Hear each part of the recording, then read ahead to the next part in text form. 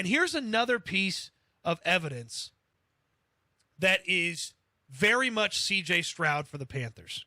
Because this consumes my life. This is what I do when I get done with the show. I start thinking about this. I start reading draft reports, scout reports. Do you think about this when you're in the shower? Yes, of course. Okay. So no follow-ups. The Chicago Bears and their general manager's on his little celebration tour, which now Ryan Poles has pissed me off to the point that I hope the Bears screw this draft up. And I hope DJ Moore's not any good there either. So the Bears were very clear that they were going from 1 to 2 and 2 to 9. Now, what quarterback from the jump has been inherently linked to the Houston Texans? Bryce Young. Bryce Young.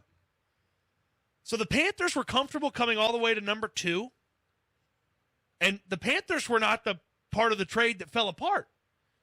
We found out this week the Texans were the part of the trade that fell apart. The Texans going from 2 to 1 was the Bears' master plan of 1 to 2, 2 to 9. So the Panthers were going to be comfortable with the Texans going to number 1 and then coming to number 2.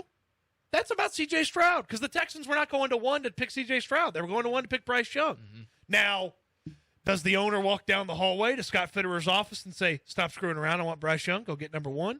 And then ultimately they end up with number 1? Sure, certainly a possibility. But the Panthers were content to go from 9 to 2, not give up a tremendous amount like they ended up giving up for number 1, to get C.J. Stroud, because the Texans were going to 1 to get Bryce Young.